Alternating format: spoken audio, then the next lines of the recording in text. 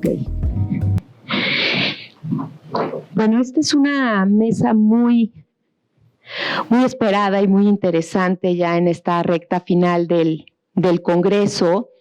Y tenemos a 3 especialistas que han trabajado, que conocen, que tienen mucha y amplia experiencia, no nada más con jóvenes, con maestros en el ámbito educativo, y que tienen mucho que decirnos sobre este tema de lo que está sucediendo hoy con los maestros y los jóvenes en estos tiempos posmodernos y todas aquellas resistencias para transitar hacia el cambio. Vamos a empezar con Ivonne Guzmán, y yo les puedo decir que la doctora Ivonne Guzmán es psicoanalista, está dedicada al trabajo clínico, ha sido docente de estudios de posgrado en la Asociación Psicoanalítica Mexicana y en la Universidad La Salle. Está particularmente interesada en la investigación metapsicológica que permite la comprensión de los procesos psíquicos que determina la subjetividad y los fenómenos relacionales. Ella es miembro del Consejo Ciudadano de Desarrollo Social en Morelos. Ivonne viene desde Cuernavaca a platicar hoy con nosotros. Ahí participa en el desarrollo de metodologías para la transformación del tejido social y las acciones que vinculantes con las instituciones gubernamentales para atender asuntos de violencia, de inequidad y de discapacidad. Actualmente está interesada en investigar la transformación psíquica y el efecto subjetivo de la transmisión cultural mediante los memes, que yo creo que es uno de los temas relevantes que estamos viendo en esta parte de comunicación y de maneras de expresión entre los jóvenes, y sobre todo cuando se trata del ámbito educativo. Ivonne, te paso la palabra. Gracias, Marta. ¿Se escucha bien? Bueno, pues muy buenos días y es un gusto estar aquí con ustedes. Yo les voy a hablar efectivamente de los memes como herramienta cultural y psicoeducativa, ¿no? Estamos aquí reunidos, docentes, directivos, nosotras que somos especialistas en el desarrollo y en las condiciones emocionales y mentales de las personas, justo para reflexionar acerca de qué manera las condiciones de la vida actual, en esta era posmoderna, producen nuevas formas de conformación de las personas. Y cuando hablo de conformación implica desde cómo miran, cómo perciben, cómo aprenden, cómo se relacionan, cómo viven.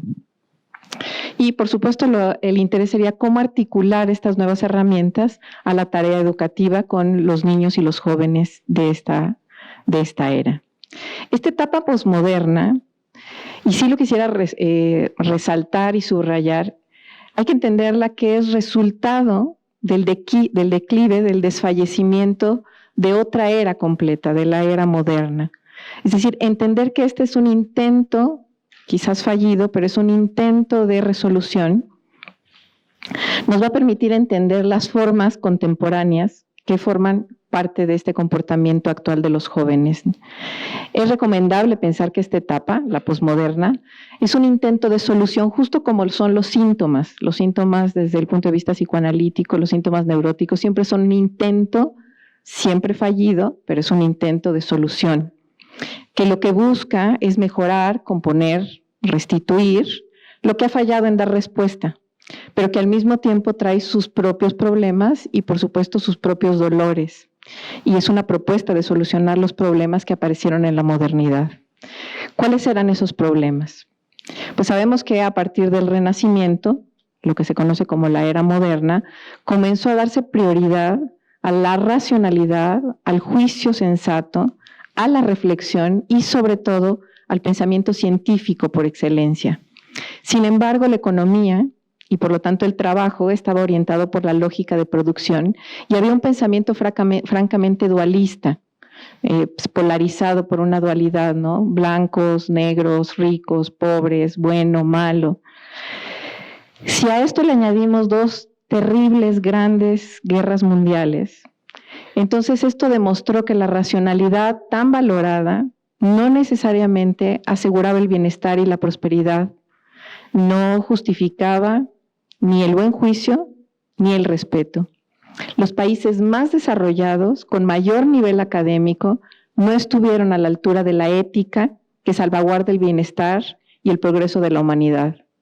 Entonces, para responder a esos horrores y a ese desencanto, esa desilusión, había que crear un mundo de características nuevas, sí racionales, pero planificadas, unificadas y sobre todo compasivo. Y si se respondió a ello, fue justamente para hacer frente a esto que había estado tan fallido. Se desechó el dualismo, se buscó entonces tener en consideración muchos puntos de vista, todas las corrientes, para encontrar un mundo o un punto medio hospitalario, donde todos cupieran, pero sobre todo todos aquellos que habían sido perseguidos o excluidos o invisibilizados. Se perdió la creencia en estas utopías absolutas, se perdió la creencia en dualidades excluyentes y también llegó el reconocimiento de que los autores no expresaban la verdad como tal absoluta. Nadie lo hace. Se sabe que los autores no son neutrales nunca y que cada autor y cada texto reflejan solo un cierto punto de vista, una postura general, personal de cada uno de los autores. Y así como se empezaron a tratar de remediar estos fallos, que ha dado grandes avances, pero también se perfilan algunas características riesgosas. Ahora la información se reconoce que depende de diferentes miradas y de diferentes enfoques. Todos y cada uno de nosotros tenemos ahora el derecho de ser escuchados, pero justamente como ahora todos estamos incluidos, comenzó también una era caracterizada justo por la opinión. Hay olas de información, de doxa, como dirían los griegos antiguos, de conjeturas y de creencias. La información que llega a raudales está teñida y hasta deteriorada por pura opinión subjetiva. Este exceso de información opinada, además viene con la expansión de los medios digitales, ¿no?, de comunicación masivas. La realidad empieza a tocarse y a tenerse alcance masivo a través de estos medios de comunicación. Enriquecen, obviamente, el acervo de los usuarios. Se expande la mirada, los chicos, todas las personas, efectivamente se enteran, escuchan puntos de vista y acceden a verdades múltiples que antes eran desconocidas o absolutamente inaccesibles. Pero esta información siempre corre el riesgo de ser parcial, incompleta o francamente manipulada. Dado que los grandes pilares de la razón y la ciencia perdieron esa fuerza de credibilidad, se enalteció ahora la tecnología que da poder práctico y que da acceso a todos los antes excluidos. Ahora la información llega de todas partes, de todas las opiniones y comienza a tener mucha más fuerza representativa la información siempre y cuando esté masificada mucho más que la información especializada. Entonces ahora aparece el consumo de información de tipo compulsivo. De hecho, ahora se pasa de una economía de producción a una economía de consumo. La información, entre otros, masiva, inmediata, gratuita y a la mano. Ya no hay necesidad de ir a buscarla, llega solita, llega a raudales. Estas características han ido imponiendo un nuevo modelo de personas. Todo el mundo se siente informado porque la información les llega a bocanadas. Esos datos nutren las conversaciones cotidianas y fortalecen la figuración, la idea, la fantasía de que uno tiene una opinión propia al respecto de casi cualquier tema. Los alumnos suponen que todo lo pueden saber al instante porque está en la red. El asunto es que este acceso inmediato a datos ha provocado dos problemas.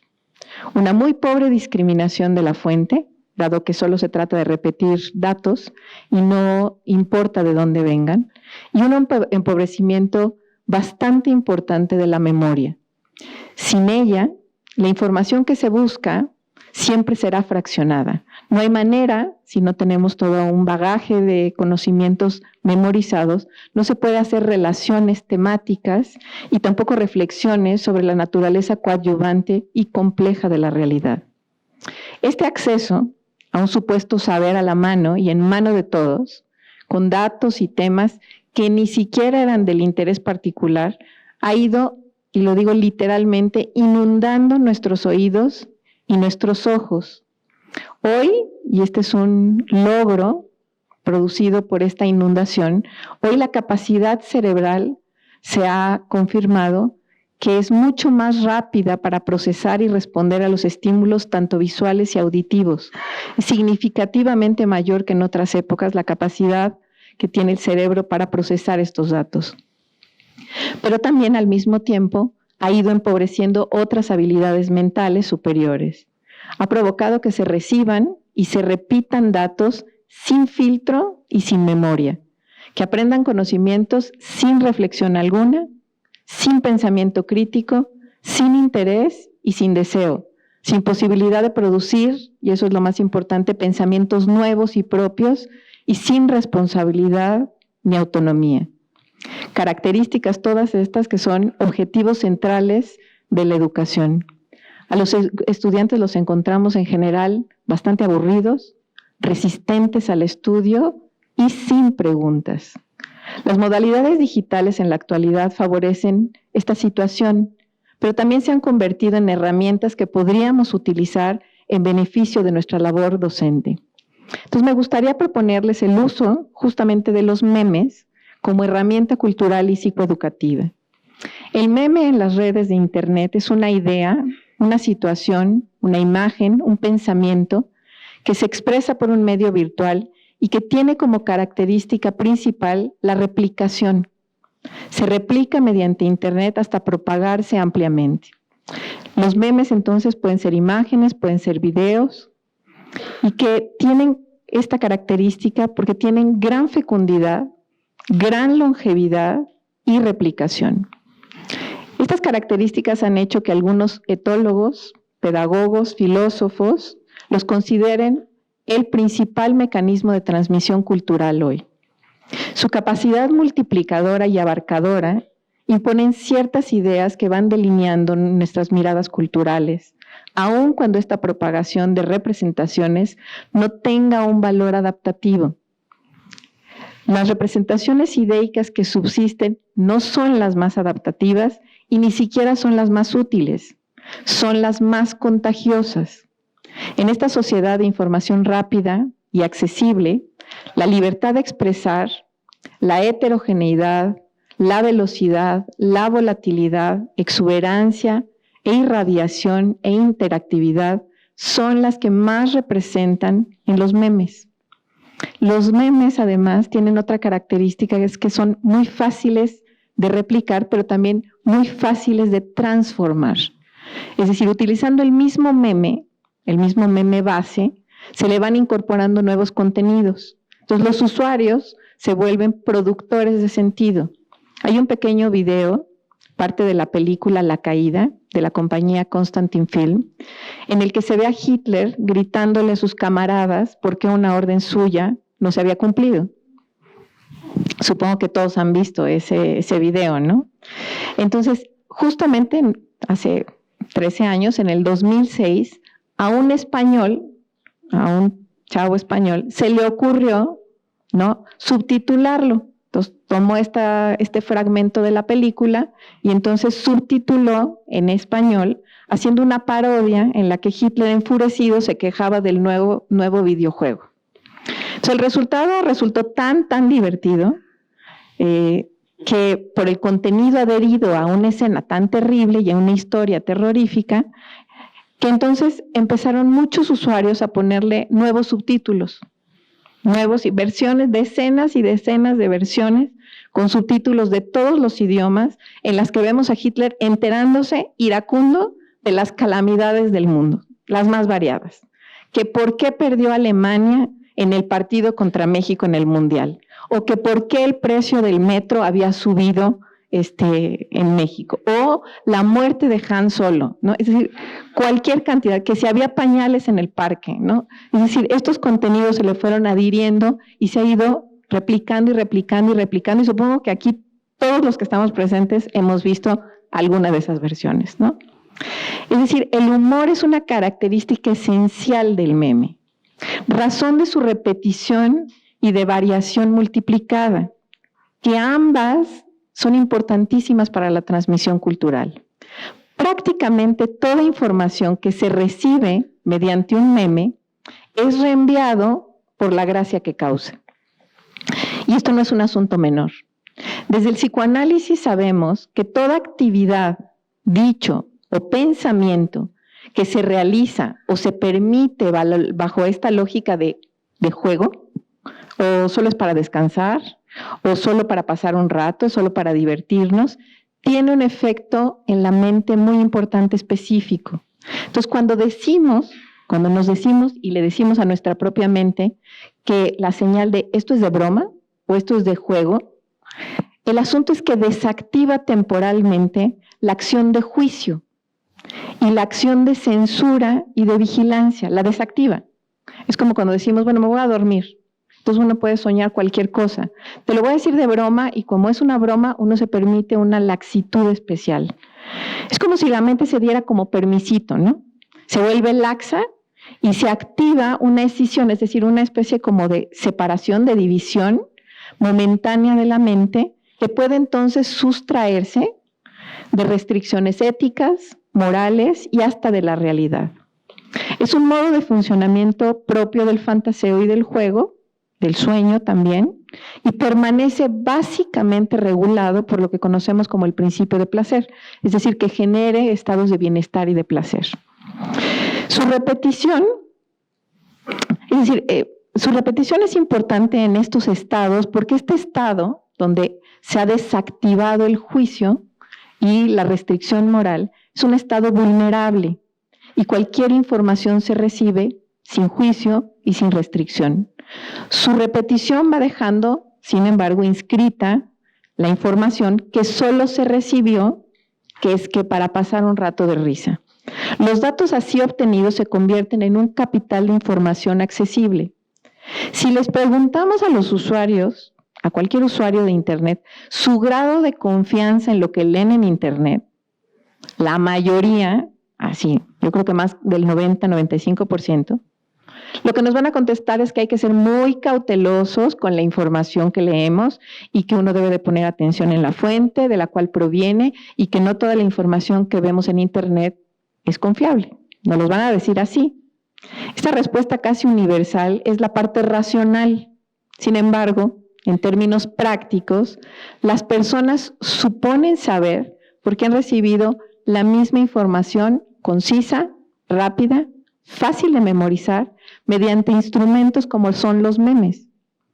En una encuesta que se realizó con estudiantes a quienes se les pidió que respondieran en una sola frase lo más característico de cada uno de los candidatos en los comicios que pasaron de la presidencia, se comprobó que la información asociada claramente con cada uno de los candidatos correspondía a lo que se propaga por los memes.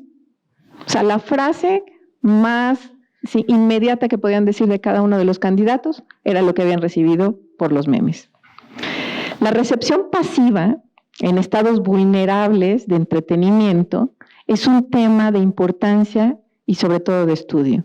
Sin embargo, esta herramienta diseñada para el juego y la creación digital, con miras a su replicabilidad, pueden ser un instrumento pedagógico realmente muy, muy útil. Si en lugar de su recepción pasiva pensamos en su construcción y su difusión de contenidos, vemos que hay ciertas habilidades que son necesarias desarrollar.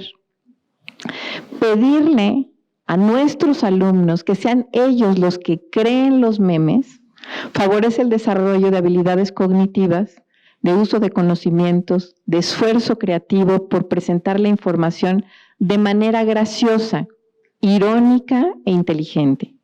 Favoreceríamos así la capacidad crítica, la curiosidad y la producción de un pensamiento creador y no solo un pensamiento reproductor. Para crear un meme es necesario primero revisar información temática, analizarla, sintetizarla, vincularla con otros campos semánticos, con otros campos semióticos y producir una construcción inédita por parte de los creadores. La creatividad y la crítica social se pueden desarrollar en un meme. Tal vez sea momento de favorecer un aprendizaje significativo mediante técnicas lúdicas que no son ni infantiles ni simples. Un reto para la capacidad de innovar, de crear algo nuevo a partir de elementos ya existentes. Se requiere un esfuerzo verdaderamente analítico para explorar aspectos de la realidad y también un desarrollo cognitivo para potencializar su presentación por medio de lo cómico. Y solo quisiera añadir, para terminar, que la comicidad, no la simpleza, es una de las tareas cognitivas de mayor complejidad mental, pero que si logran su cometido placentero, favorecen los aprendizajes significativos y fortalecen el desarrollo de estudiantes autónomos, que finalmente, y me parece que es uno de los retos más importantes a los que nos enfrentamos todos los que estamos frente a grupo, es que podríamos revertir lo terrorífico que es que encontrar hoy que los estudiantes han dejado de encontrar placer en pensar. Crear memes, obligarlos a tener esta capacidad creadora, podría generar el volver a encontrar placer en el poder pensar. Pues muchas gracias, espero que lo pongan en práctica. Muchas gracias, Ivonne. Muchas gracias por esta nueva propuesta que yo creo que nos enriquece mucho y que seguramente llevada a las aulas con nuestros estudiantes puede tener resultados, además perfectamente comprobados, cómo esta herramienta del uso de los memes potencializa una serie de habilidades y de funciones en nuestros estudiantes, en donde a veces cuando nos topamos frente a estos conflictos donde vemos estudiantes apáticos, estudiantes aburridos, estudiantes desvinculados, yo creo que es una herramienta muy poderosa y una herramienta en donde estamos nuevamente trayendo a los estudiantes como sujetos de aprendizaje. Muchas gracias, Ivonne, y pasamos con Angélica García San Emeterio, y les platico un poquito que Angie también es psicoanalista en formación en la Sociedad Freudiana aquí en la Ciudad de México. Ella es psicóloga por la Universidad Iberoamericana y maestra en psicoterapia psicoanalítica por la APM. Ella desarrolló, Angie ha trabajado en un proyecto bien interesante en su tesis de maestría, que me tocó acompañarla en algunos momentos de su trabajo, que se llama Trascendiendo la Cátedra, una mirada psicoanalítica al método educativo como promotor del progreso emocional en adolescentes, transitando la educación media superior. Es decir, ahí es donde Angie ha estado investigando, trabajando y teniendo toda su experiencia, y ella trabaja con adolescentes ya desde hace varios años, es profesora, es miembro del cuerpo académico del Tecnológico de Monterrey, Campus Santa Fe, y desde hace más de 7 años trabaja ahí con jóvenes. En ese mismo lugar ha coordinado proyectos de arte y de responsabilidad social a través de la creatividad. Lleva un blog llamado Egodistónico, que por favor consúltenlo, porque además déjenme decirles que Angie, además de ser psicóloga, es una artista, es una creadora, tiene una voz de todos los ángeles. Quien la haya escuchado cantar, bueno, nos deja anonadados. Este blog que ella tiene como objetivo la divulgación del psicoanálisis, y de manera muy lúdica va haciendo la distinción y va haciendo como subrayando la importancia de la salud mental en nuestro país. Así es que tienen también a una persona muy carismática aquí en Angie que nos va a platicar el día de hoy sobre este tema. Gracias, Marta, por la introducción maravillosa. Buenos días, todavía son días. Quisiera empezar con una frase que me gusta mucho de un autor, Manoni, que dice así: lo maravilloso del universo descansa en su multiplicidad de posibilidades. Desgraciadamente, no es una base sólida para el conocimiento de nosotros mismos. El proceso adolescente es una etapa de transición en la vida de todo ser humano y relativo a cada cultura. Es un momento rico en experiencias y cambios. Como toda crisis, la adolescencia implica resignificaciones, oportunidades, incomodidad, dolor, en fin. Estamos hablando de una transición muy, muy profunda de la vida. Durante esta etapa, los cambios biológicos arrasan con la vida del ser humano en un primer momento. Si nos va bien, los adolescentes desarrollarán ciertos logros como una identidad sexual definida, independencia familiar e intelectual, además de una participación significativa en la sociedad, si nos va bien. Se esperaría renunciar a formas más infantiles de comportamiento y buscar mejorar el orden social establecido. El camino hacia la formación de identidad de cualquier adolescente llevará consigo una especie de juego en el que a veces se seguirá necesitando el pasado infantil conocido y otras se quiere aventurar hacia lo incierto del futuro. En este ir y venir se necesita de espacios seguros que brinden contención y acompañamiento, así como el establecimiento de diálogos que ayuden a pensar. La escuela en la posmodernidad. Resistirnos o reinventarnos. Reinventarse tendrá que implicar movernos de lo conocido y eso siempre será incómodo. Reinventarnos entonces tal vez tendrá que ver con entrar como instituciones educativas en una crisis adolescente similar a la que viven nuestros jóvenes. Me gustaría empezar por pensar en nuestros tiempos posmodernos. Cito a Fabri y Cuevas. El momento actual se caracteriza como era de la fluidez. Un espacio radicalmente distinto a aquel en el que se fundó la escuela. Es la era del desvanecimiento, porque el aburrimiento, la superfluidad y la saturación configuran la experiencia de un medio que no anuda, no conecta, no traza, no deja huella. Ya no se sufre por la sujeción, la opresión o el encierro de los tiempos estatales, sino por la dispersión. Todo progreso tiene un costo. La posmodernidad ha traído innovación tecnológica en todos los sentidos. Las transacciones, la comunicación, los trabajos, los viajes, la vida en general se ha hecho más rápida. Todo es más inmediato. Basta con abrir el buscador de mi celular para obtener casi cualquier información o contacto necesarios. De la misma manera, el capitalismo ha instaurado una forma de consumo ya insostenible, en donde nuestras cosas se han tornado tan desechables como nuestros vínculos. Las posibilidades de roles, actividades y relaciones que bombardean nuestros sentidos de estímulos todo el día. No se piensa ya en una realidad específica que sirva como referente, sino en múltiples realidades que parecen dejarnos sin una dirección más o menos clara. Y entonces, ante la dispersión de atención, de valores, de significados y de guía, yo me pregunto, ¿qué permanece en la época de la fluidez? ¿Y qué retos tenemos como educadores? La escuela es uno de los escenarios más importantes para la transición adolescente. Es el lugar que nos acerca al mundo real después de nuestros padres y familia extendida. Pensemos en la cantidad de horas que pasan los niños en la escuela. Sin embargo, existe un desencuentro entre el proceso del adolescente y los escenarios educativos. Los síntomas de este desencuentro forman parte de los problemas del adolescente en nuestros tiempos.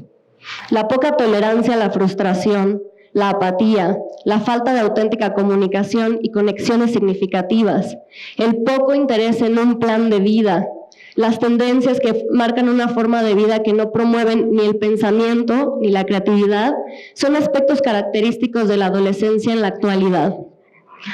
Los limitados espacios de autoconocimiento en las instituciones están llenos de un deber ser y un deber hacer que terminan por adormecer la curiosidad, la reflexión y fomentar las conductas de riesgo. En términos de salud en la adolescencia, según el Instituto Nacional de Psiquiatría, la edad promedio en que los jóvenes comienzan a consumir alcohol fue de 12 años en el 2016. El consumo de alcohol se relaciona con los accidentes de tránsito y estos representan la primera causa de muerte en jóvenes. La marihuana se encuentra como la principal droga consumida en el 2016. El consumo alcanza el 61% y va desde los 11 años, incluso antes, hasta los 19. Los inhalables representan el 40.4% y sus consumidores van de los 12 a los 14 años. La cocaína se encuentra en el tercer lugar, representando el 34%, y sus consumidores van de los 15 a los 19 años. Las sustancias principales por las que se busca tratamiento en los centros de integración juvenil son el alcohol, en un 19%, la marihuana en un 15%, los inhalables en un 14% y la cocaína en un 12%. Las tres principales causas de muerte en jóvenes de 15 a 29 años en el 2016 se debieron a agresiones, homicidios o accidentes de transporte y lesiones autoinfligidas de manera intencional. Otra causa significativa de muerte en mujeres del mismo rango de edad fue durante el embarazo, el parto o el puerperio. La mortalidad materna fue el 54% en ese mismo año. En cuanto a deserción escolar, aunque ahora inician mayor cantidad de niños a la primaria, solo 22 de cada 100 se titulan como profesionistas. De la misma manera, el índice de reprobación en secundaria va de 4.4 a 9.8 en educación media superior. Entre los factores que fomentan la deserción escolar, se encontró como una de las respuestas más representativas la falta de interés en primer lugar, después se encuentra la reprobación de materias, factores económicos y familiares y por último se encuentra la ubicación de la escuela. Estas cifras dan cuenta de la facilidad con la que se da la acción cuando no existe reflexión.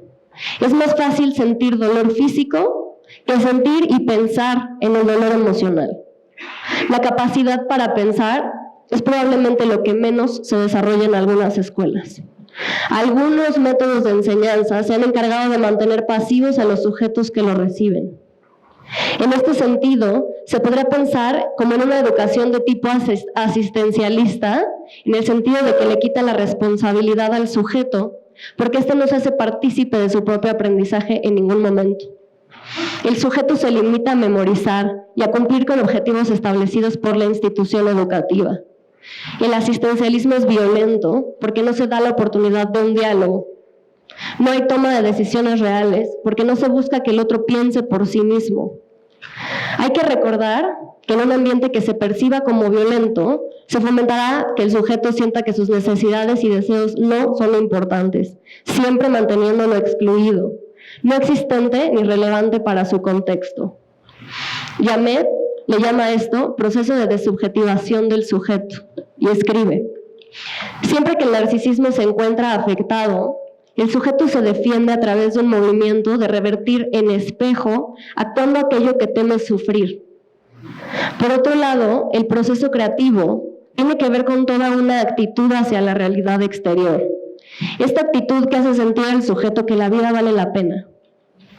No se trata de un mero acatamiento de una realidad impuesta a la que el sujeto se tiene que adaptar de manera pasiva. Por estas razones, mi primera propuesta tiene que ver con la construcción de significados a través del diálogo.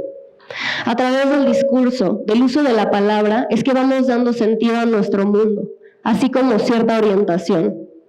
Cito a la doctora Marta Páramo: estas diferentes formas de construir subjetividad tienen que ver con la posibilidad de tejer y resignificar los bordes de lo conocido, tomando los componentes extraños y diferentes como signos que lanzan al individuo a una nueva experiencia. Establecer una dialéctica con el mundo del adolescente ayudará a que él establezca a su vez una relación más clara consigo mismo y con el mundo que lo rodea. Es desde aquí donde empezamos a rehistorizar. Fomentar el diálogo ayuda a enfrentar transiciones, genera nuevas ideas, enriquece las viejas. El diálogo ayuda a crear conexiones verdaderamente humanas, ayuda a dar un sentido de universalidad. Comunicar en un contexto percibido como neutral o seguro fomentaría el progreso y la resolución de conflictos. El establecimiento de distintos diálogos implica un proceso creativo y da acceso a la simbolización. La construcción del diálogo tiene que ser acorde al mundo del adolescente para que él pueda vincularse con las personas que lo fomentan y para que este primer entendimiento dé pie al entendimiento de su contexto en un segundo tiempo. Es importante mencionar que en este caso, para que realmente se dé un proceso dialéctico, tiene que existir alguien que esté escuchando, alguien que tenga la capacidad para percibir y entender el mundo interno del adolescente. Mi segunda propuesta tiene que ver con esto, con la relación que existe entre la escuela y el alumno. Para poder transmitir la capacidad de descubrir, conocer, cuestionar el mundo, primero tendrá que existir en uno mismo.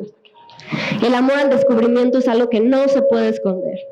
En otras palabras, considero que una de las responsabilidades de las instituciones educativas debería ser el de tener el valor, el interés y la capacidad de aventarse un clavado al mundo adolescente. Con cuidado, pero sin miedo, entrarle a temas que siguen resultando incómodos hablar en pleno 2019, como la violencia, la sexualidad, la salud mental, las drogas, etc. Esto sin duda es un trabajo arduo. Freire escribe: ninguna nación se afirma fuera de esa loca pasión por el conocimiento, sin aventurarse, plena de emoción, en la constante reinvención de sí misma, sin que se arriesgue creativamente. No me dejarán mentir desde su labor docente sobre la manera en que los jóvenes se relacionan con ciertos maestros. Descubrir caminos con ellos lleva implícito el gusto por aprender y que aunque generalmente conlleva mares de incertidumbre, se van clarificando cosas al andar. Guiar el conocimiento de los alumnos, mas no imponer verdades de otros. La escuela puede ser utilizada como una de las pequeñas unidades sociales que ayuda al adolescente a pensar en sí mismo y a ser el marco de referencia para lo que sigue en el futuro. A mi punto de vista, no existe una reinvención sin espacios para pensar y dialogar. Mi última propuesta tiene que ver con generar estos espacios dentro de las escuelas. Circunstancias que promuevan el autodescubrimiento, la reflexión, la tolerancia, empatía y disposición a tratar sobre temas que sean acordes a la vida del sujeto, con los cuales puede identificarse y sentirse conectado. El adolescente busca practicar con diferentes roles e ideologías hasta encontrar la propia. Estos espacios pueden ayudar a que el joven juegue con estas posibilidades de ser y hacer desde un lugar seguro. Winnicott escribe: en el juego, y solo en él, pueden el niño o el adulto crear y usar toda su personalidad, y el individuo descubre su persona solo cuando se muestra creador. Pensar y sentir con nuestros jóvenes lo que implican los cambios debería de ser una especie de trabajo en equipo. Al final, todos seguimos contando nuestra propia historia. Para terminar con el cuestionamiento que se plantea en este evento, ¿qué implica resistirnos al cambio? Por un lado, nos mantenemos en la comodidad de lo que ya conocemos, protegidos por nuestras costumbres y patrones que dan cierta noción de control sobre el mundo. Desde ahí, nada que apunte a una sociedad más consciente y sensibilizada podrá surgir. Resistirse no es solo una pérdida de energía absurda. Ahí se pierde incluso parte del futuro de todos. Se pierde el respeto a la diversidad y la tolerancia. Se pierde la capacidad para pensar y las oportunidades que vienen cuando accedemos a una vida creativa.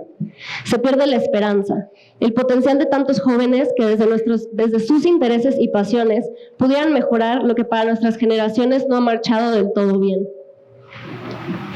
Tal vez antes de pensar en una reinvención de la escuela, podríamos pensar en una reinterpretación de las necesidades sociales. Reinterpretar tiene que ver con tomar lo que se nos ha heredado para hacer nuestros los relatos y las vivencias que estuvieron ahí antes de nosotros.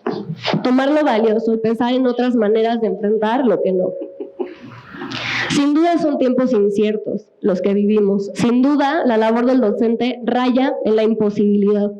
Sin duda es sumamente incómodo el cambio, pero ahí en el dolor y el conflicto también sin duda está el verdadero crecimiento. Escribe Freire: nada de esto es fácil de realizar, y a mí no me gustaría darles a los lectores y a las lectoras la impresión de que basta con querer para cambiar el mundo. Querer es fundamental, pero no es suficiente.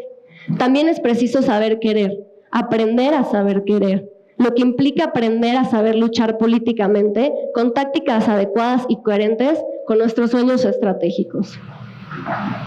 En este mundo en el que la indiferencia, la violencia y el egoísmo están normalizados, los invito a ser agentes activos que vayan contra cultura, porque lo normal no apunta a la reflexión ni al trabajo en comunidad. No dejemos que la costumbre nos quite la capacidad para sorprendernos, para indignarnos de nuestras situaciones sociales que no deberían seguir existiendo. Repensemos nuestro quehacer como docentes e instituciones. Apostemos por la creatividad. Gracias.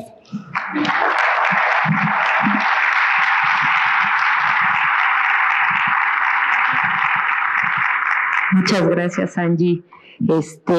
Bueno, pues ya yo creo que han surgido muchos cuestionamientos y muchas inquietudes y muchas aportaciones que yo espero que ya estén apuntando para que tengamos el espacio una vez que termine la doctora Judith para dialogar con ella. Muchas gracias, Angie, por compartirnos tu creatividad también aquí, tu propuesta. Bueno, está con nosotros también la doctora Judith Harbers. Judith es psicoanalista francesa con especialidad en adolescencia. Vive en México desde hace 17 años y está nacionalizada mexicana. Después de formarse como actriz en Francia y trabajar muchos años como narradora oral, cuentacuentos, en teatros y escuelas, decidió estudiar psicología en la Universidad Autónoma de México, es decir, aquí, donde se tituló con una tesis en relación a la experiencia comunitaria en barrios marginales de la Ciudad de México. Estudió una maestría en psicoterapia psicoanalítica para adolescentes también en la UNAM. Y actualmente es docente de la UNAM, trabaja en la Universidad Humanitas, así como en el Centro de Estudios de Posgrado de la APM. Ha participado como ponente en varios congresos internacionales y nacionales como especialista en adolescentes y adultos. Es miembro de la MERPI, que trabaja con el retraso y la psicosis infantil desde hace más de 10 años y en este contexto organiza conferencias y charlas, así como encuentros multidisciplinarios en los abordajes de esta conflictiva tan grave para la salud mental. Forma también parte de Escuela para Padres, también tiene una larga experiencia trabajando con padres de familia en diversas escuelas, inclusive el sistema incorporado, y también tiene 14 años de práctica privada atendiendo adolescentes y adultos. Bienvenida, Judith. Muchas gracias.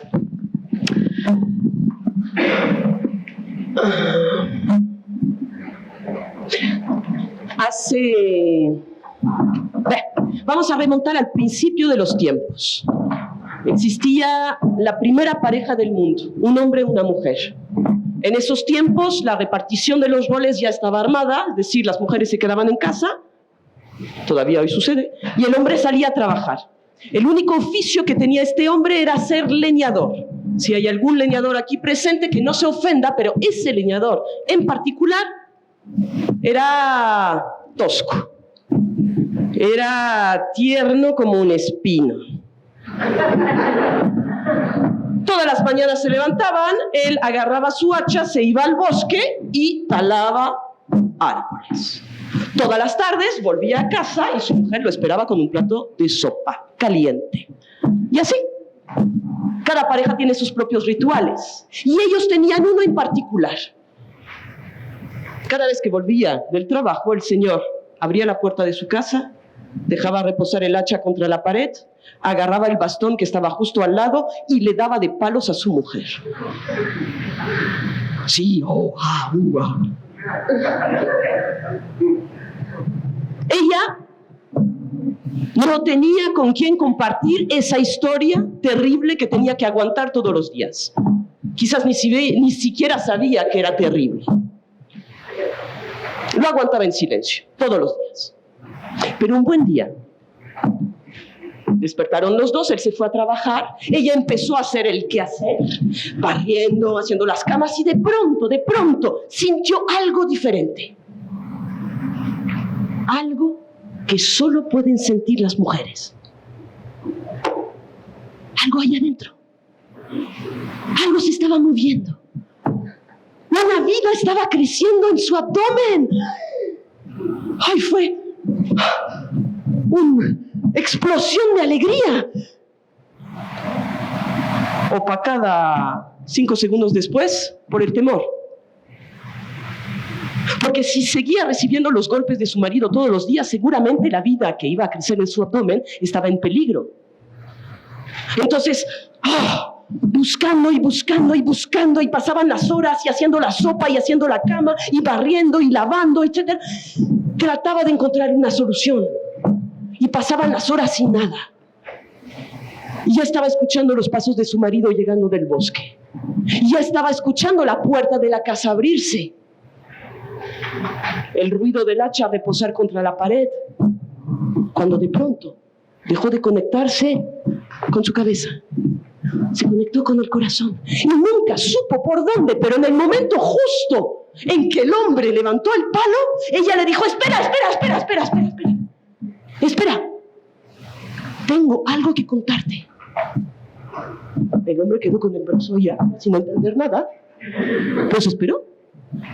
Y entonces, como por arte de magia, empezaron a salir de la boca de esta mujer palabras que fueron armando frases, y frases que fueron armando una historia tan bonita que el hombre se quedó con el brazo arriba, escuchando la historia toda la noche.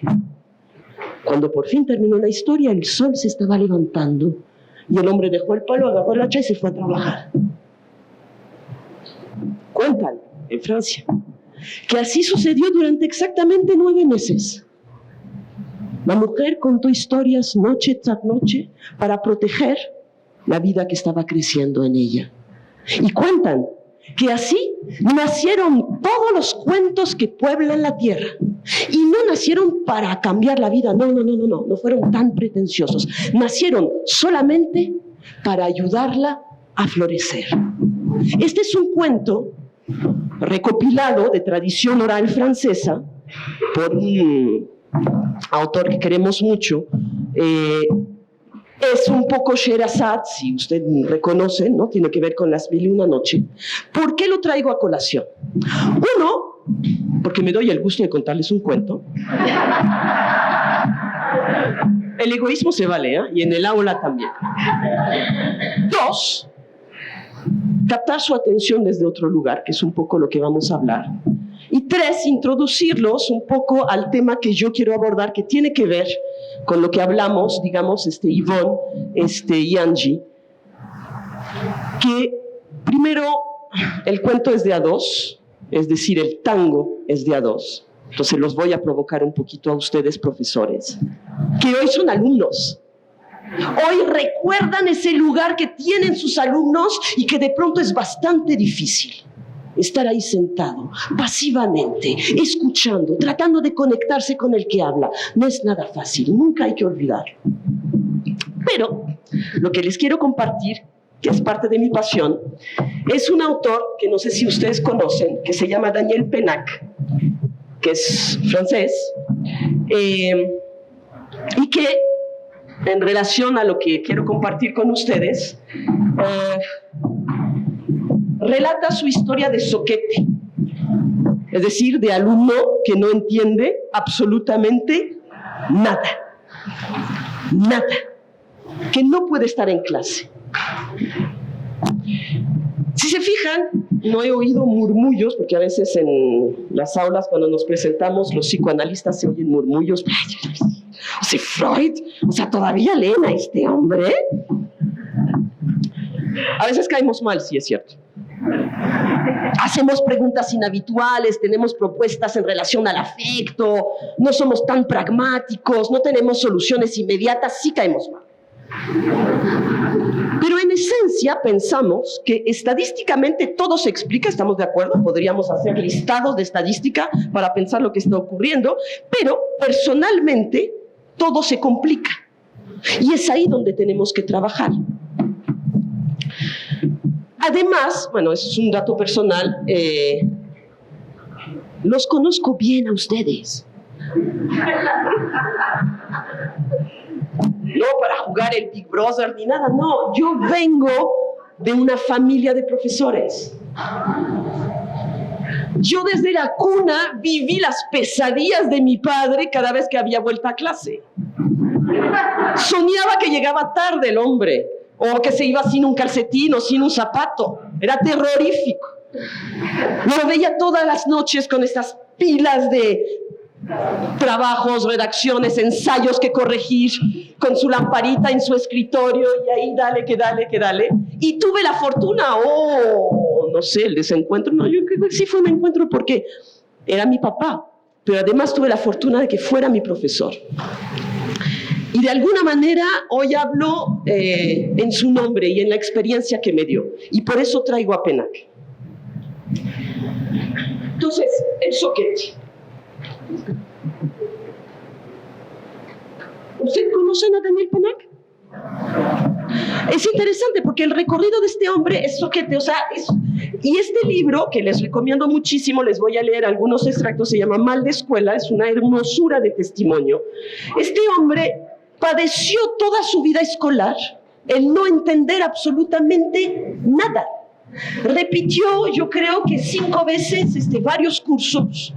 En Francia se hace el bachillerato a final de la preparatoria, lo repitió 5 veces hasta tenerlo. Y se convierte en un profesor de renombre y él elige trabajar en los establecimientos, digamos, más conflictivos, ¿no? De las afueras, de las grandes urbes, y luego se convierte en escritor. Tiene toda una montones de novelas de literatura infantil y juvenil. Lo adoro. Entonces dice él, les voy a leer una parte ahí, para que entiendan cómo viene el libro. Es un poco la propaganda del libro, no ganó nada, ¿eh? Dice él, yo no comprendía nada. Aquella incapacidad para comprender se remontaba tan lejos en mi infancia que la familia había imaginado una leyenda para poner fecha a sus orígenes. Mi aprendizaje del alfabeto. Siempre he oído decir que yo había necesitado todo un año para aprender la letra A. La letra A en un año. El desierto de mi ignorancia comenzaba a partir de la infranqueable B. Que no cunda el pánico, dentro de 26 años dominará perfectamente el alfabeto. No perdían el humor en la familia. Así ironizaba su padre, para disipar sus propios temores. Muchos años más tarde, mientras yo repetía, dice el autor, el último curso en busca de un título de bachiller que se me escapaba obstinadamente, soltó otra sentencia. El padre dice, no te preocupes. Incluso en el bachillerato se acaban adquiriendo automatismos. Este hombre hace un recorrido muy interesante y tiene algunas propuestas educativas, obviamente. Se dedica a eso. Les voy a compartir algunas y luego pues tendrán la tarea de leer el libro, ¿no? Bueno, otro tema en esto. Me imagino que ustedes se confrontan también con los padres de esos soquetes. Claro. Y no solamente los padres, sino las madres de estos soquetes. Y como dicen por ahí, frase de Daniel Pénac, no todas las judías son madres, pero todas las madres son judías. Y ponen argumentos múltiples sobre la dificultad de ese alumno que es su hijo. El desastre familiar, que a su hijo le va mal por una coalición de profesores, porque siempre a veces tienen el papel de malo, de ogro, ¿no? O incluso de abusador. Luego, la sociedad que se desmorona, el sistema que se pudre y un sinfín de etcétera. Luego está la madre que sabe de psicología, la madre furibunda, la madre que llora, la madre silenciosa y así. Y como profesores muchas veces creemos que esos soquetes, en efecto, esos alumnos, no llegarán a nada. Y es a veces, y diría muchas veces, una sentencia que se cuela en las notas entregadas, en las tareas no hechas, en la inatención del soquete.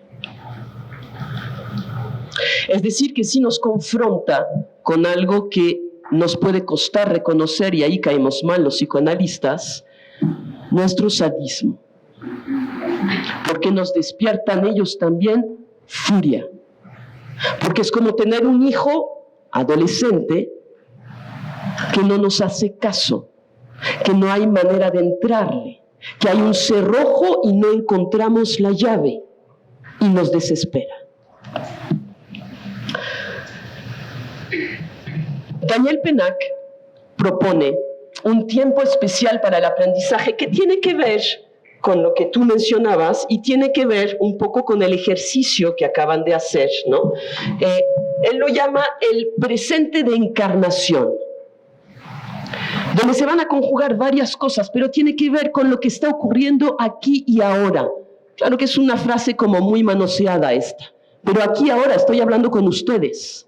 Ustedes presente, yo estoy aquí presente con mi mente, ustedes los estoy captando y estoy transmitiendo algo que es del orden de mi pasión, necesariamente. Pasa por mí, el tango es de a dos. Esa es un poco la definición del presente de encarnación que nos propone Daniel Pennac. Claro, para eso, dice él, es necesario dejar de blandir el pasado como una venganza y el porvenir como un castigo. Nunca vas a llegar a nada si no pones atención en clase. Siempre has sido el zoquete en todos tus años escolares. El que nunca ha pensado eso, miente. ¿No? Solemos comentar, por ejemplo, que estos alumnos no tienen las bases. Y es como la papa caliente. Nadie se hace cargo. Siempre nos quejamos del profesor anterior, de la escuela anterior. Nadie se hace cargo.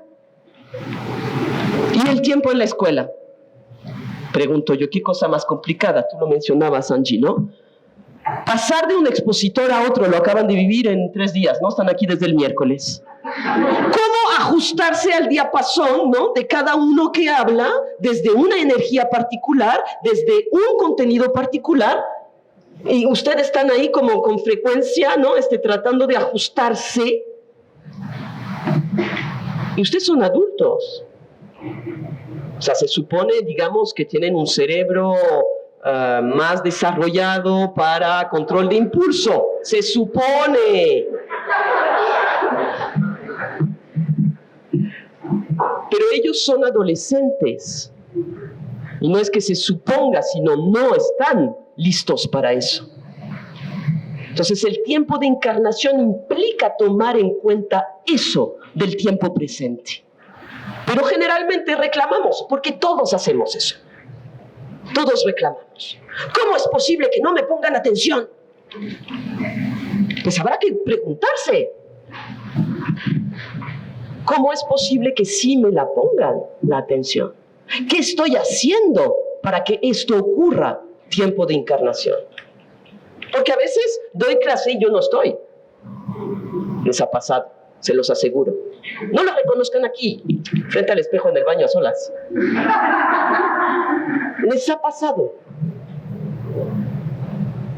Porque estamos buscando cumplir con el programa, porque estamos tratando de, qué sé yo, entregar las notas, porque estamos tratando de terminar la hora lo más rápido posible, porque estamos con un dolor de cabeza espantoso, porque estamos con la hipoteca que hay que pagar, porque estamos, etcétera, etcétera, etcétera. El tango es de a dos. Y ahí sí tenemos mucho que, digamos, compartir. Ustedes, los profesores y nosotros psicoanalistas que trabajamos en consultorios, ¿no?, y que vemos un paciente tras otro, nos tenemos que ajustar a ese ritmo particular, a esa vida particular. Que ahora me van a decir, ay, pero yo tengo clase de 50 alumnos, ay, pero yo tengo clase de 40. Pues se juega con las cartas que uno tiene, ¿no? No sé, es muy frustrante. Es terrible. Puede ser desastroso, sí. Pero ahí están. Tiempo de encarnación. Presente de encarnación. Entonces, dice Pennac, ¿no? Son un montón de reencarnación en una sola jornada para un adolescente. 50 minutos francés, 50 minutos matemáticas, 50 minutos historia, 50 minutos, etcétera, etcétera. Yo creo que si se ponen ustedes de vuelta a preparatoria, hoy en día se desquician, ¿eh? Porque además no tienen ni lógica alguna. Porque no hay tiempo de pensar de que sería mejor tener matemáticas antes de inglés o inglés después. No hay manera de acordar eso pragmáticamente o cognitivamente. La distribución del tiempo en la escuela es como Alicia en el País de la Maravilla, ¿no? Tomas té en casa de la liebre y te encuentras sin transición alguna jugando croquet con la reina de corazón. El presente de encarnación otra vez. ¿Cómo lograr estar aquí ahora con los alumnos?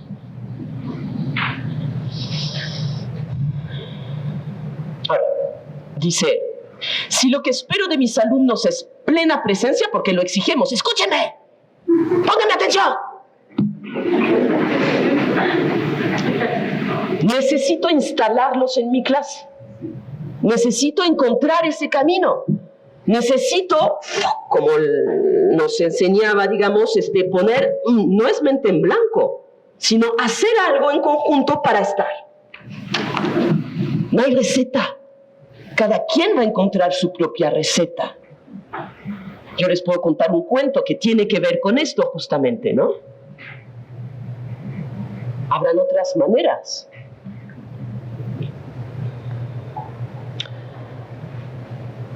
Dice Penac, una sola certeza, la presencia de mis alumnos depende estrechamente de la mía, de mi presencia en la clase entera y en cada individuo en particular, de mi presencia en mi materia, presencia física, intelectual y mental. ¿Cómo hacerlo?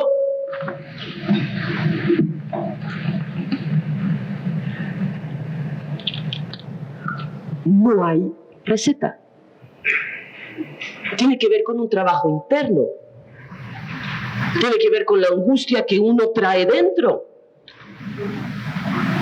Tiene que ver con mi pasión por la materia. Tiene que ver con mis ganas de transmitir. Lo pongo como pregunta, ¿no? Y si la he perdido, ¿cómo la puedo recuperar?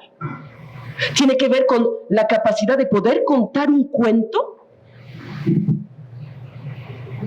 Uno puede contar cuentos también en matemáticas. Uno puede contar cuento en historia, sin lugar a duda. En cualquier materia hay un cuento que contar.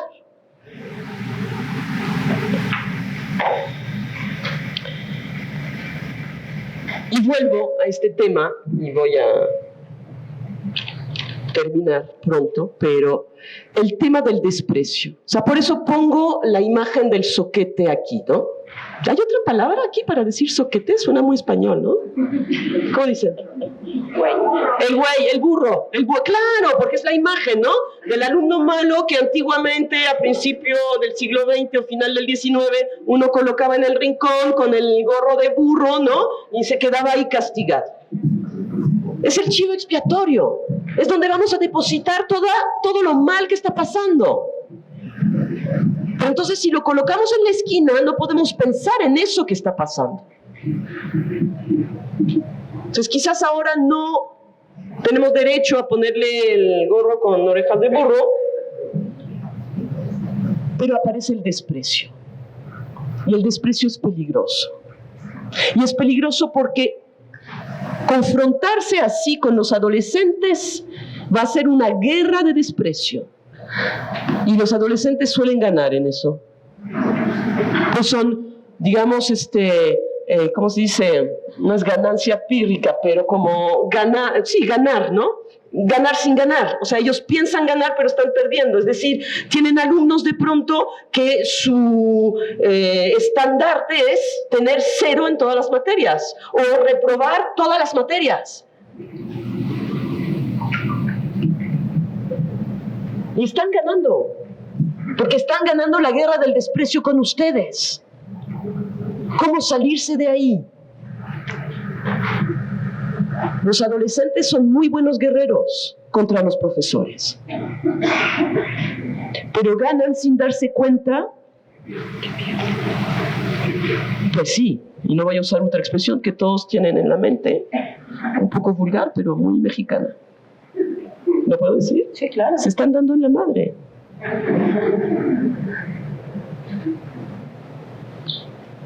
Y ahí van a estar quizás algunos toda su vida escolar. Hasta que quizás se crucen con un profesor que va a bajar las armas, que va a proponer otra cosa, que no va a intentar ponerlo en la norma, que va a entender de que hay una problemática diferente, que el acercamiento como animalitos. Han tenido perros, han tenido gatos. Uno no se acerca de la misma manera. Acá me van a decir, oye, está comparando a los adolescentes con animales. ¡Qué vulgaridad! Pero hay algo de eso, es para conectarlos con eso que a veces ponemos en juego en otros escenarios y que dentro del aula olvidamos.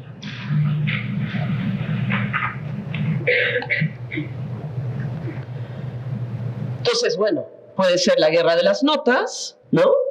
Se despliega la reciprocidad del desprecio y volvemos a esto, ¿no? De la papa caliente. Les voy a leer, que me parece muy bonito, chistoso, terrorífico, lo que nos dice Pennaker. Habla de nosotros, profesores, ¿no? Y el desprecio que a veces tenemos con estos alumnos, ¿no? Frases que seguramente hemos dicho en algún momento. Dice uno, ¿pero qué? ¿En el palvurario no les han enseñado a comportarse? ¿Pero qué han hecho en primaria? Maldice el profesor de secundaria al recibir a sus alumnos, a quien considera iletrados. La papa caliente, ¿no? ¿Alguien puede decirme qué han aprendido hasta ahora? Exclama el profesor de instituto ante la propensión de sus alumnos a expresarse sin vocabulario. Otro pregunta, ¿realmente han ido al instituto? El desprecio, ¿no? Explica, hay una expresión un poco vulgar ahí, no soy yo, ¿eh? Bueno, la voy a. Explíquenme qué hacen en la universidad. Berrea el industrial ante sus jóvenes empleados. La universidad forma exactamente lo que su sistema desea, responde un empleado no tan tonto. Esclavos incultos y clientes ciegos. Las grandes escuelas formatean a sus sus ejecutivos, y sus accionistas hacen girar la manivela de los dividendos. Fracaso familiar, dice el Ministerio de Educación, y así sucesivamente. Nadie se hace cargo.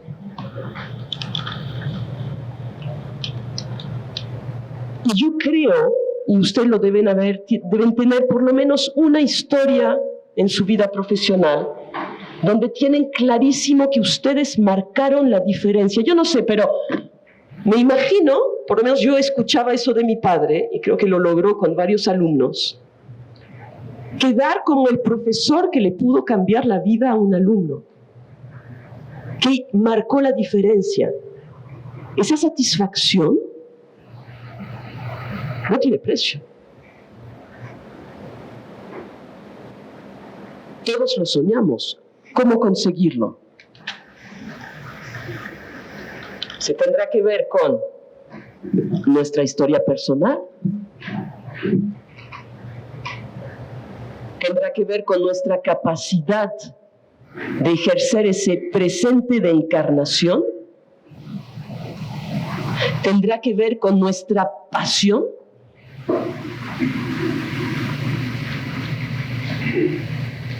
Se lo dejo al costo. Muchas gracias.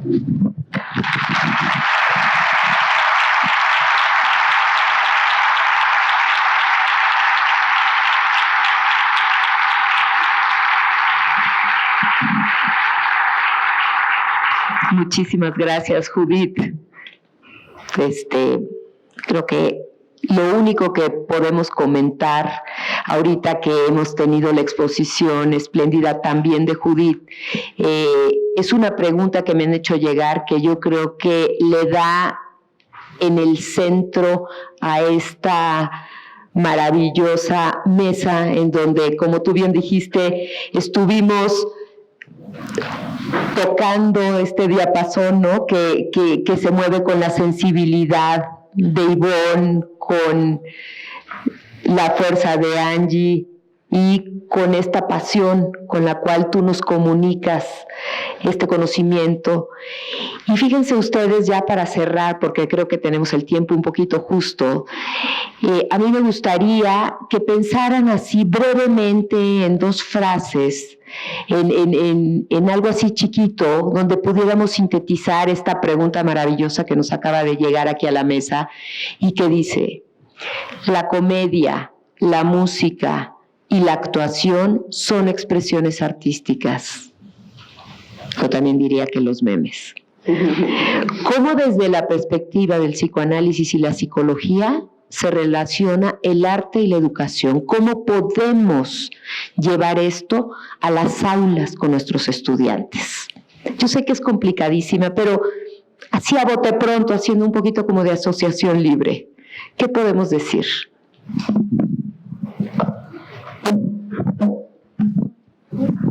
Bueno, a mí se me vino a la mente una palabra que es un concepto más que una palabra, son 2 palabras. Espacio transicional, ¿no?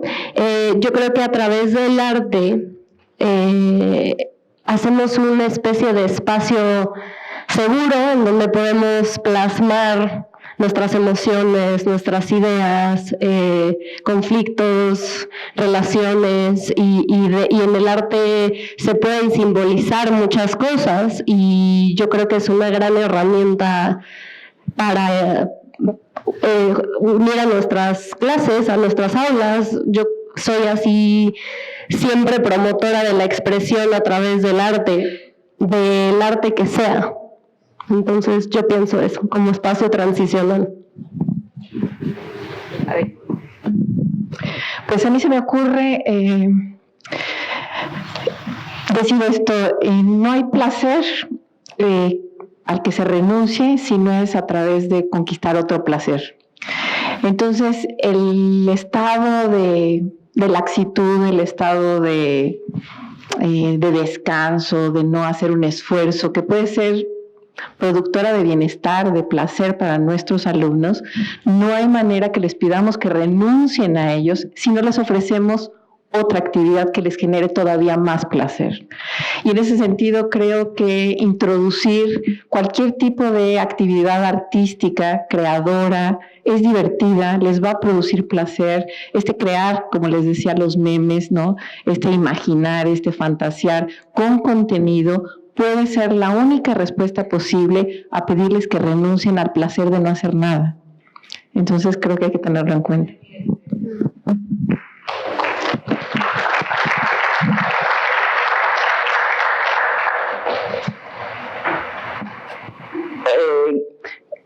Espacio transicional, buscar otro placer que los movilice, y yo terminaría recuperando un poco este cuento de la madre de los cuentos, porque hay una función maternal esencial en ustedes, profesores, que es captar el ritmo de ese otro, ¿no?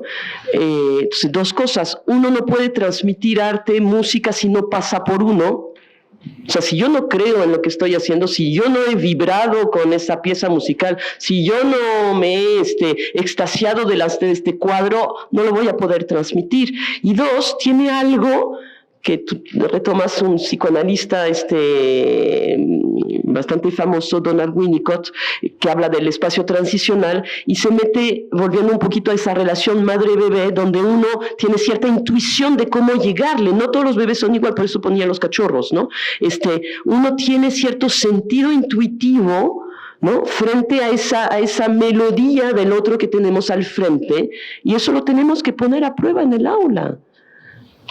Lo normativo es muy complicado. Si queremos todos el alumno perfecto que entiende perfectamente lo que queremos, que se pliega a la norma, que no chista nunca, que tiene 10 en todas las materias, ¿eso es lo que queremos? Seguramente sí, como queremos al hijo perfecto, pero ese no existe. Entonces hay un desafío de acercarse en el vínculo con ese alumno donde hay que trabajar. Y uno trabaja desde uno, ¿no? Desde su propia pasión ahí otra vez, ¿no? Gracias. Muy bien.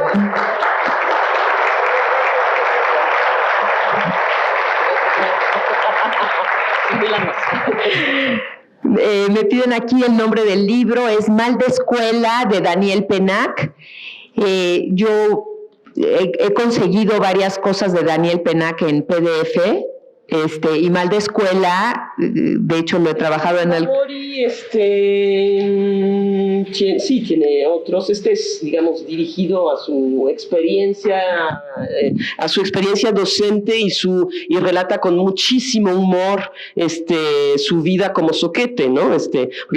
Empieza el libro con una cosa muy deliciosa, en que ya es famoso, han traducido sus libros a no sé cuántos idiomas, hay un reportaje de él en la televisión y va a ver a su madre y su madre ya de 90 años acaba de ver el reportaje donde lo entrevistan, el famoso y no sé qué, y ella apaga la tele y dice, ¡ay! ¿Qué vamos a hacer contigo?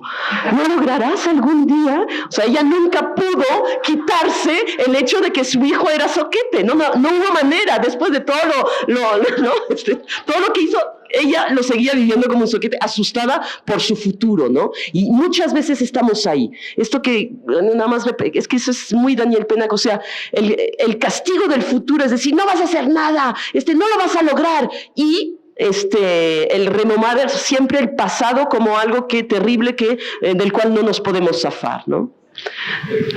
Yo creo que podemos encontrar en Google, si ustedes googlean Daniel Penach y Mal de Escuela, van a encontrar fragmentos de libros súper representativos y ya después nos vamos a comprar el libro, que seguramente está muy accesible para todos. Bueno, pues yo agradezco muchísimo a Ivonne, siempre tu inteligencia, tu sensibilidad, la profundidad con la que transmites tu experiencia, nos enriquece muchísimo.